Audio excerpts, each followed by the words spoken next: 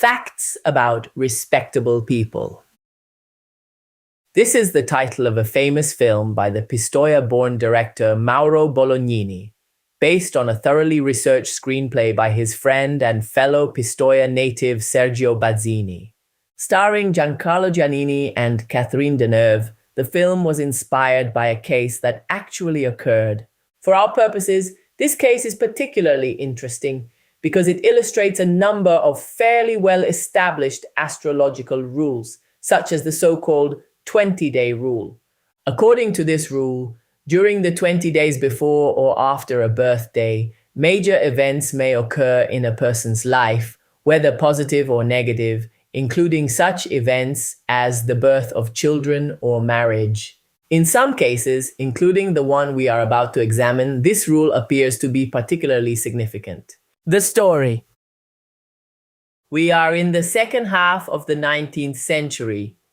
Augusto Muri is born in Fermo on September 8, 1841. Although his parents do not seem to consider him particularly gifted for study, especially when dealing with more complex subjects, the young Augusto soon discovers his passion for medicine and embarks on a brilliant career that is highly innovative for its time.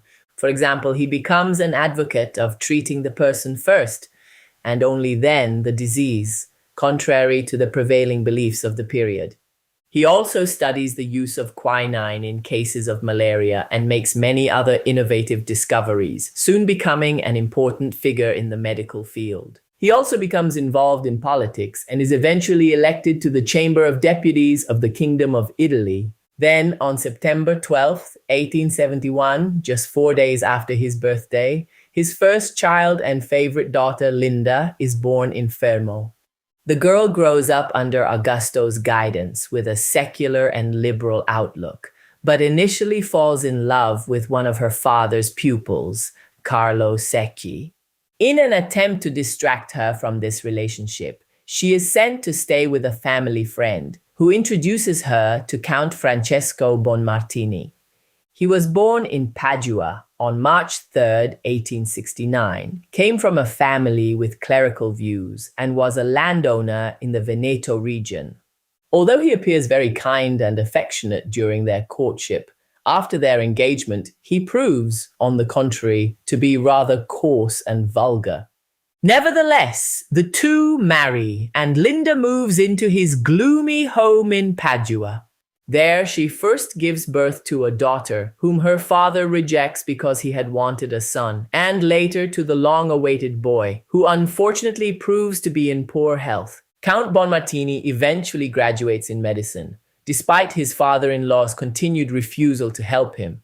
Meanwhile, the marriage deteriorates to the point of separation, requested by Linda, who in the meantime has resumed a relationship with her former love, Carlo Secchi.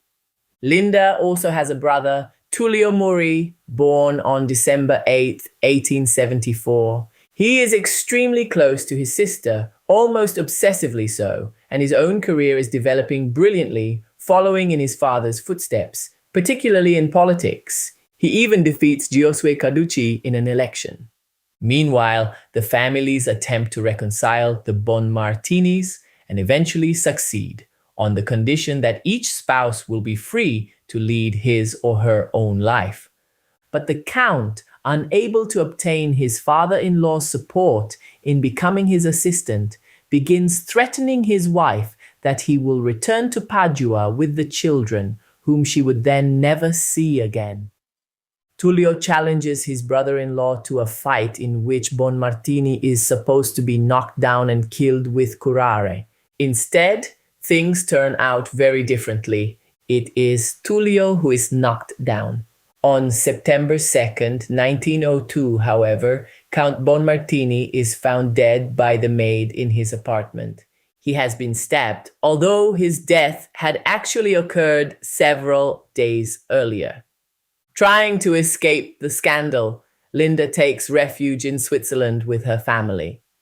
Her father, Augusto, however, brings her back to Bologna, where on September 11th, he reports his son Tullio for the murder, presenting as evidence a letter in which Tullio himself had confessed Together with Tullio, several of his alleged accomplices are also arrested, including his sister, Linda. The trial is held in Turin, with no fewer than 18 lawyers and, for the first time in Italy, expert assessments by distinguished psychiatrists. It ends with Tullio and one of his accomplices being sentenced to 30 years in prison, while Linda and her lover, Carlo Secchi, received 10-year sentences for complicity. In 1906, in gratitude for having saved his daughter Mafalda from typhoid fever, King Victor Emmanuel III grants Linda Murray a pardon. She later marries Francesco Egidi, the tutor of her children, while Tullio serves 17 years in prison, during which time he becomes a prolific writer whose work is also appreciated abroad. Returning for a moment to the 20-day rule mentioned earlier, Linda will die on December 4th, 1957, exactly 4 days before her brother's birthday, although Tullio himself had already died in 1930. Furthermore, Linda's husband dies close to the birthdays of both his father-in-law and Linda herself, while Augusto Murray reports his son to the authorities shortly after his own birthday and on the day before his daughter's. The case from an astrological perspective. Augusto Murray's natal chart first of all reveals a predisposition towards medicine, as is often the case with Virgo natives. In his case, this is reinforced by the conjunction of the Sun and Mercury in the sign. Significant university studies are also indicated by the strong Sagittarius influence, with Mars, Jupiter, and Saturn all present in that sign, together with Uranus in Pisces. His son-in-law, Count Bonmartini, on the other hand, is a Pisces, the sign opposite Virgo.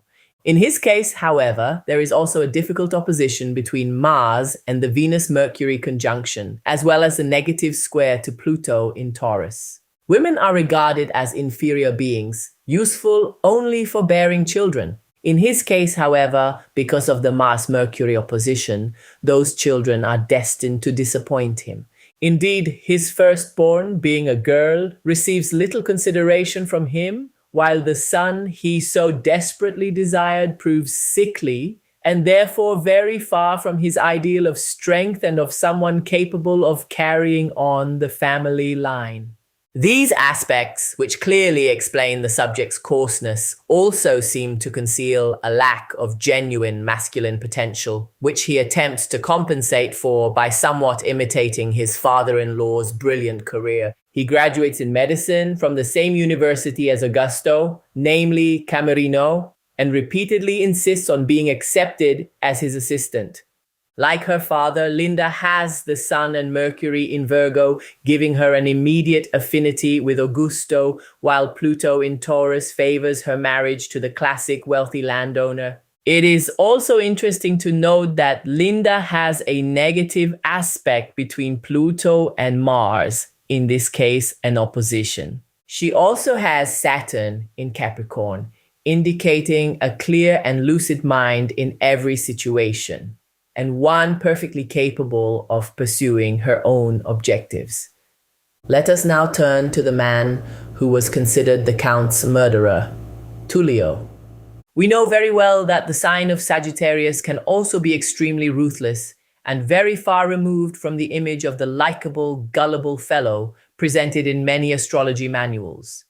Stalin, himself a Sagittarius, is one example, and yet, looking at Tullio's natal chart, one does not immediately receive the impression of a brutal murderer. Mars is indeed opposite Neptune, indicating a certain ideological fanaticism, particularly when combined with the Sagittarius influence. Like his father, in addition to his Sagittarius traits, Tullio has a Mars-Jupiter conjunction, in his case in Libra. This also expresses very well his legal studies and his skill in political speeches. It also indicates a certain sensitivity towards what he regards as questions of justice, increasing his reactivity in such matters. In Scorpio, however, he has Mercury, which could symbolize his sister, whose Mars is also in Scorpio. Mercury is decidedly Scorpio-like because of its opposition to Pluto in Taurus. But this seems to indicate a life marked by imprisonment, as indeed will happen, rather than the planning of a murder with a bladed weapon. On the contrary, it seems to describe rather well the thoughts of many Scorpios who, while never becoming murderers, may say that they would gladly tear their neighbor to pieces or strangle them. Indeed, in the only confirmed attempt to harm his brother-in-law, Tullio paid a compulsive gambler, represented by Mercury, so that, after Tullio had defeated his brother-in-law in a physical confrontation, the other man would inject him with curare. Things, however, turned out very differently. What astrographical criminology tells us, Tullio Muri's signature offers many interesting clues. First of all, we find right slanting handwriting, a very elongated crossbar on the letter T, which becomes finer towards its tip, and finally a flourish that turns straight back, almost as though underlining the end of the surname. All these features suggest a person who is very lively and dynamic, but also extremely talkative and inclined to act instinctively. He is also somewhat resentful, keeping a mental record of everything that, in his view, appears to be a wrong committed against him. Particularly interesting is the lowercase letter L, written without a loop. This indicates, on the one hand, a character inclined towards materialism and, on the other, a susceptibility to influence by women, in this case, his sister. The handwriting displays many typically Scorpio-like characteristics, such as the tendency to harbor resentment and contemplate revenge for wrongs suffered. But it also visibly reproduces the glyph of Scorpio itself, clearly drawn in the letter M of the surname. Its final stroke extends, like the famous arrow-shaped sting of the Scorpio glyph, towards the following letter U and incorporates it. Conclusions. Once again, handwriting helps us to gain a better understanding of certain aspects of personality that might otherwise remain in the background when considering the natal chart alone. Comparing events involving members of the same family also helps us to understand more clearly both how certain astrological factors may recur in the natal charts of children and how an entire family with the birthdays of father and daughter so close together may experience major events precisely around the birthdays of both of them. If you are interested in learning more about this method, go to the following link where you can purchase the book Astrographo Criminologia by Laura Poggiani, both in paperback and ebook format.